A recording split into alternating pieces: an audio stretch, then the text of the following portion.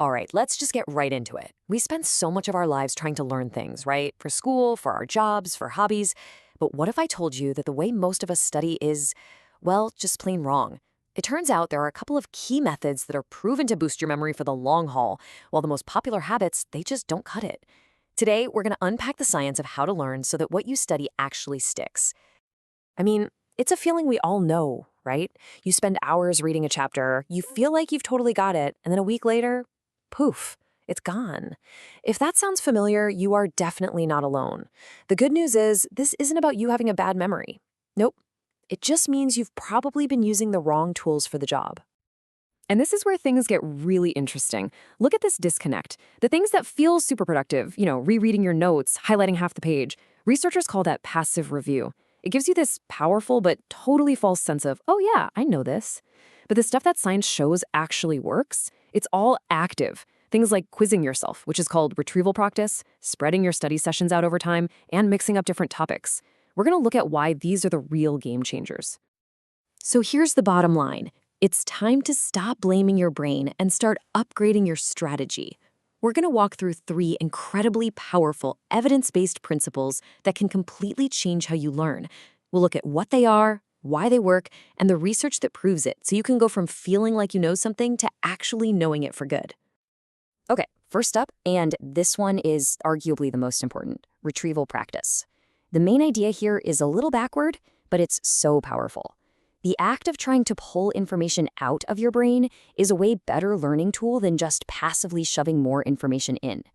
Every single time you recall a fact, you're not just checking your memory, you're literally making it stronger.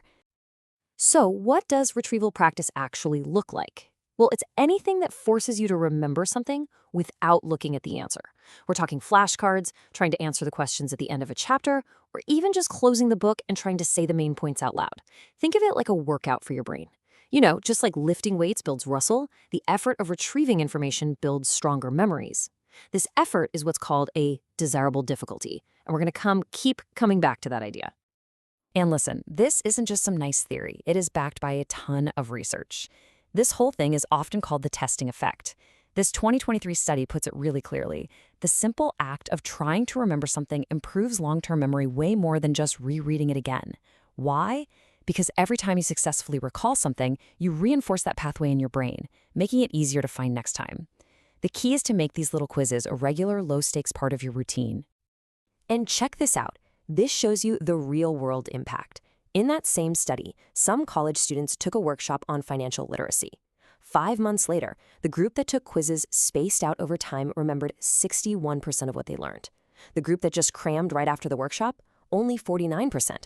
That's a huge difference in what they remembered, all from one simple change in strategy. It just shows how powerful active recall really is. All right, let's move on to our second principle, which builds on this perfectly. This one is all about timing. It turns out that when you study is just as important as how you study. This is the idea of spaced practice, and it is basically the sworn enemy of the all-nighter. Spaced practice is pretty much exactly what it sounds like. You break up your learning into shorter chunks that are spread out over several days or weeks. So instead of one epic 5-hour marathon study session the night before a test, what we call massed practice, you do 5 one-hour sessions over the week. The total time is exactly the same, but the result for your long-term memory is way, way better. So this gives you a clear picture of what we're talking about. Now, the big question is, what's the perfect amount of time to wait between sessions? While research suggests the best gap depends on how far in the future you need to remember something. A really good rule of thumb is to stretch the time between your reviews. So you might review a concept a day after you learn it, then maybe 3 days later, then a week after that. The goal is to catch it right as you're about to forget it. So why does spacing work so well? It's because it actually allows you to forget a little bit. That little bit of forgetting makes your brain work harder to retrieve the information next time. And that's what strengthens the memory. This whole process helps you avoid what scientists call the illusion of competence, that fake feeling of mastery you get from just rereading a page 5 times in a row. You feel like you know it, but you don't. The key here is consistency. Okay, on to our third and final powerhouse principle, interleaving. If retrieval is about pulling info out and spacing is about timing, interleaving is all about how you organize what you study. And the key here is to mix things up. Instead of drilling one topic for a long time, you switch between different ones. This helps your brain learn to tell the difference between concepts and pick the right strategy for the job. I want you to think about a typical math textbook. You learn a skill, like finding the area of a circle, and then you do 20 problems in a row on just that one thing. That's called blocked practice. It feels really efficient, right?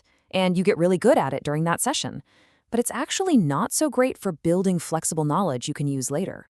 Interleaving just flips that whole idea on its head.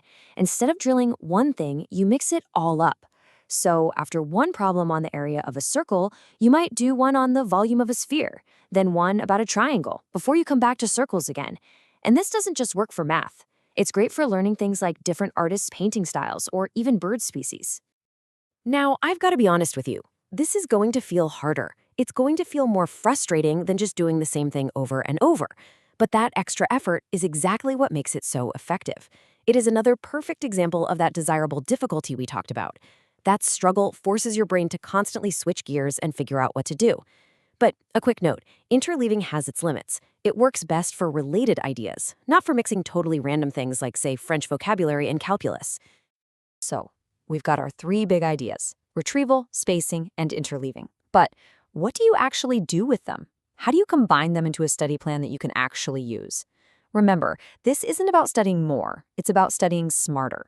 Let's see what that looks like. Here it is, your new workflow. This simple loop brings all 3 principles together.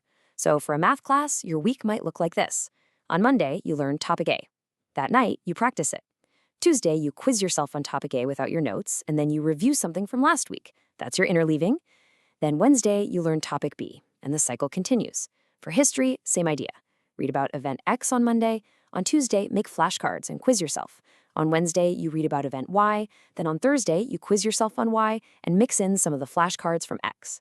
And as for exam week, that week should not be for learning. It's for retrieval, pure and simple. Doing practice exams, quizzing yourself on everything, and zeroing in on what you're struggling to recall. And if there is just one thing you take away from all of this, let it be this right here. This idea captures the heart of what we've been talking about. Real, lasting learning takes effort. It requires a bit of a struggle. So the next time you're studying and it feels a little hard to remember an answer or switch between topics, please don't get discouraged. That feeling of effort isn't a sign that you're failing. It's the sign that you're actually learning. It's the feeling of your brain getting stronger.